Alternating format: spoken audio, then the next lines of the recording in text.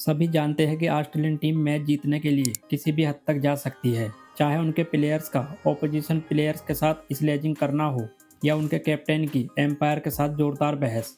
उनको बस जीत चाहिए, चाहे वह किसी भी तरह से आए। एक बार तो उन्होंने अपने फ़ायदे के लिए अपने पड़ोसी देश को भी नहीं छोड़ा था, जिसकी पूरी वजह जानकर आप भी शॉक्ड रह जाओगे। 1999 क्रिकेट वर्ल्ड कप में वेस्ट इंडीज़ के खिलाफ एक अहम मैच में टारगेट का पीछा कर रही ऑस्ट्रेलिया ने जानबूझकर स्लो बैटिंग की थी। हालांकि यह एमसीसी लॉ के तहत ही था, लेकिन ऑस्ट्रेलियंस के सेल्फिशनेस की वजह से एक टीम के साथ बेहद नाइंसाफ़ी की जा रही थी, तो दूसरी ओर एक टीम को सीधा फ़ायदा मिल रहा था। नुकसान हो रहा था न्यूजीलैंड का और चालाक ऑस्ट्रेलिया अपने साथ साथ फ़ायदा कर रहा था वेस्ट इंडीज़ का। ओल्ड ट्रैफर्ड में उस दिन हुए ड्रामे पर गौर करने से पहले 1999 क्रिकेट वर्ल्ड कप की गेम सिचुएशन को जानना बहुत ज़रूरी है। 1996 एडिशन तक हर मेंस वर्ल्ड कप दो स्टेजेस में खेला जाता था, लीग और नॉकआउट राउंड, जिसमें ग्रुप राउंड के बाद दोनों ग्रुप से टॉप 8 टीमें क्वार्टर फाइनल्स खेलती थीं या फिर टॉप 4 टीम सेमीफाइनल और उसके बाद फाइनल। लेकिन जब 1999 में आईसीसी ने टूर्नामेंट को होस्ट कंट्रीज से अपने कंट्रोल में लिया, तो उन्होंने क्वार्टर फाइनल्स को ख़त्म करके एक इंटरमीडिएट स्टेज सुपर सिक्सेस की शुरुआत की थी। 99 क्रिकेट वर्ल्ड कप में 12 टीमों को दो ग्रुप्स में डिवाइड किया गया, जिनमें से हर ग्रुप से टॉप 3 टीम्स सुपर सिक्सेस में पहुंची थीं। अब समझने में थोड़ी उलझन हो सकती है, लेकिन ज़रा ध्यान से समझें। उस सुपर सिक्सेस का नियम था, हर ग्रुप से जो टॉप 3 टीमें क्वालिफाई करेंगी, वह ग्रुप से जिन टीमों ने क्वालिफाई किया है उनके साथ खेले मैचों के पॉइंट्स को सुपर 6 में अपने साथ लेकर जाएंगी और दूसरे ग्रुप की सभी 3 टीमों के साथ एक एक मैच खेलेगी। ऑस्ट्रेलिया के लिए इस वर्ल्ड कप की शुरुआत बहुत ख़राब रही थी। उन्होंने स्कॉटलैंड को तो हरा दिया, लेकिन न्यूजीलैंड और पाकिस्तान से हार कर उसको इस एडिशन से बाहर होने की नौबत आ गई थी। लेकिन बांग्लादेश के खिलाफ 30 ओवर्स बाकी रहते मिली जीत ने उसके लिए टॉनिक का काम किया था। इस मैच से पहले 4 मैचों में 8 पॉइंट्स के साथ पाकिस्तान पहले ही सुपर सिक्सेस के लिए क्वालिफाई कर चुका था। अब ऑस्ट्रेलिया का सामना उस वेस्ट इंडीज से होना था जो 4 मैचों में 6 पॉइंट के साथ ग्रुप बी में दूसरे नंबर पर था, जबकि ऑस्ट्रेलिया और न्यूजीलैंड दोनों के ही पास 4 ही पॉइंट थे। क्योंकि न्यूजीलैंड स्कॉटलैंड के खिलाफ अपना आखिरी लीग मैच में स्ट्रॉन्ग लग रहा था, इसलिए ऑस्ट्रेलिया को इस मैच में न सिर्फ वेस्ट इंडीज़ को हराना था, बल्कि उसके नेट रन रेट को भी ओवरटेक करना बेहद ज़रूरी था। अगर ऑस्ट्रेलिया बड़े मार्जिन से वेस्ट इंडीज़ को हरा भी देता, तो ऑस्ट्रेलिया सुपर सिक्सेस के लिए तो क्वालिफाई कर जाता, लेकिन 0 पॉइंट के साथ, इसलिए क्योंकि वह पाकिस्तान और न्यूजीलैंड दोनों से ही हार गया था। दूसरी ओर कितना अच्छा हो कि कंगारू टीम वेस्ट इंडीज़ से जीत भी जाए और उसको अपने साथ साथ सुपर 6 में क्वालिफाई भी करवा दे, और वह भी अपने 2 पॉइंट्स के साथ। इसके लिए सबसे पहले तो ऑस्ट्रेलिया को जीतना था और नेट रन रेट पर वेस्ट इंडीज़ से ऊपर रहने के लिए ज़रूरत के हिसाब से स्कोर करना था, और वेस्ट इंडीज़ को नेट रन रेट में जितना हो सके उतना बढ़ावा देने के लिए उतनी ही धीमी बैटिंग करनी है। वह इसलिए अगर ऑस्ट्रेलिया तेज़ी से जीत हासिल कर लेगा तो वेस्ट इंडीज़ का रन रेट नीचे आ जाएगा और न्यूजीलैंड आखिरी लीग मैच में जीत हासिल करके कैरिबियंस को इस टूर्नामेंट से बाहर फेंक देगा। बहुत कॉम्प्लिकेटेड था, लेकिन ऑस्ट्रेलियंस ने इसे आसानी से समझ लिया और ऐसा करने के लिए ठान लिया था। स्टीव वॉ ने टॉस जीतकर ब्रायन लारा की टीम को पहले बैटिंग के लिए बुलाया। ग्लेन मैकग्रा 14 रनों पर 5 विकेट ने वेस्ट इंडीज़ बैटिंग लाइनअप को उखाड़ फेंका।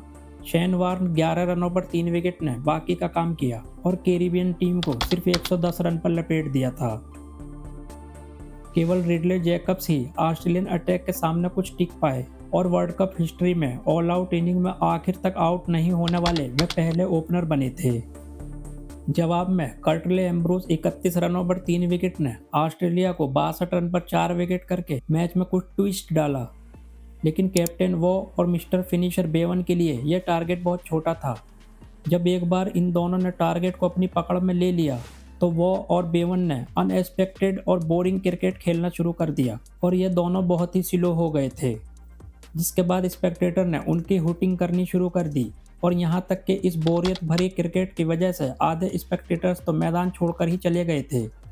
लेकिन इसका वॉ और बेवन पर कोई खास असर नहीं हुआ और जीत के लिए आखिरी 19 रन बनाने में उन्होंने 13 ओवर लगा दिए थे। जब उन्होंने मैच फिनिश किया तो ऑस्ट्रेलिया और वेस्ट इंडीज़ दोनों के 6 पॉइंट थे, लेकिन according to net run rate Australia super sixes में क्वालिफाई कर चुका था। लेकिन साथ ही उन्होंने वेस्ट इंडीज़ को भी क्वालिफाई करने का मौका दे दिया था। मैच के बाद स्टीव वॉ ने खुद इस बात को कबूल किया, मुझे नहीं पता कि हमने जो किया वह ठीक है या नहीं, लेकिन ये लॉ में था। हम यहाँ दोस्त बनाने नहीं बल्कि सिर्फ वर्ल्ड कप जीतने आए हैं। बाद में स्टीव वॉ ने अपनी autobiography out of my comfort zone में भी इस बात का जिक्र किया था। West Indian captain Brian Lara ने इस मामले में स्टीव वॉ के साथ किसी भी तरह की मिलीभगत से इनकार कर दिया था। न्यूजीलैंड के कोच स्टीव रिक्सन ने कहा कि वह वॉ की जगह पर होते तो कभी भी ऐसा नहीं करते, लेकिन आखिरकार वह ऑस्ट्रेलियाई हैं। स्कॉटलैंड के खिलाफ अब न्यूजीलैंड को पहले बैटिंग करने पर लगभग 110-120 रनों के बीच जीत हासिल करनी थी, और अगर वह बाद में बैटिंग करते तो उन्हें 22 ओवर से कम में अपने टारगेट पर पहुंचना था। ऑस्ट्रेलिया की इस चालाक हरकत की वजह से न्यूजीलैंड पर टूर्नामेंट से बाहर होने का खतरा मंडराने लगा था, लेकिन ऑस्ट्रेलिया की सभी कोशिश बेकार गईं। इसके ठीक अगले दिन स्कॉटलैंड को 121 रनों पर आउट करने के बाद न्यूजीलैंड को 21.2 ओवर्स में टारगेट को चेस करना था।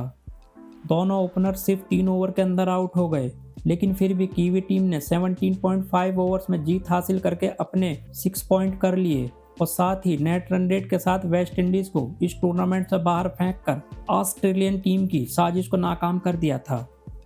इस सुपर 6 क्वालिफिकेशन लॉ ने सभी को हैरानी में डाल दिया था, लेकिन सिर्फ इस ग्रुप के लिए नहीं बल्कि ग्रुप ए की वजह से भी, जहां थर्ड पोजीशन पर रहने के बावजूद जिम्बाब्वे ने 4 पॉइंट्स के साथ क्वालिफाई किया। वह इसलिए क्योंकि उन्होंने ग्रुप ए की दोनों टॉप टीमों इंडिया और साउथ अफ्रीका को लीग राउंड में हरा दिया था। इन सभी वजह ने एमसीसी को सुपर 6 लॉ को चेंज करने पर मजबूर कर दिया था, जिसके बाद 2003 क्रिकेट वर्ल्ड कप में सुपर 6 के लिए क्वालिफाई करने वाली हर टीम ने बाकी क्वालिफाइंग टीमों के खिलाफ 4 और टाई नो रिजल्ट पर 2 और लीग राउंड में बाकी टीमों के खिलाफ हर जीत पर 1 पॉइंट हासिल किया था। चाहे ऑस्ट्रेलियंस ने सब कुछ नियमों के तहत किया हो, लेकिन उन्होंने जो किया वह गलत था, जिसकी सभी ने निंदा की थी। हालांकि वो बात अलग है कि ऑस्ट्रेलिया ने फाइनल में पाकिस्तान को हराकर लगातार 3 वर्ल्ड कप में से अपना पहला टाइटल जीता था। फ्रेंड्स, ऑस्ट्रेलिया ने 99 क्रिकेट वर्ल्ड कप में जो किया, क्या वह ठीक था? इसके बारे में आपकी क्या राय है, यह हमें ज़रूर बताएं। यह वीडियो आपको कैसी लगी, यह भी हमें कमेंट करके ज़रूर बताएं। अगर इस वीडियो में आपको कुछ खामी नज़र आती है तो इसको छुपाएं नहीं बल्कि हमें ज़रूर बताएं, ताकि हम उस कमी को दूर कर सकें और आने वाली वीडियोज़ में आपको इसका फ़ायदा मिल सके। और इस वीडियो को ज़्यादा से ज़्यादा लाइक और शेयर करें, ताकि ज़्यादा से ज़्यादा लोग इस बारे में जान पाएँ। इसी तरह की वीडियो इस चैनल पर अपलोड होती रहती हैं, इसलिए चैनल को सब्सक्राइब करके बेल आइकन दबाना ना भूलें। वीडियो देखने के लिए आपका बहुत बहुत धन्यवाद।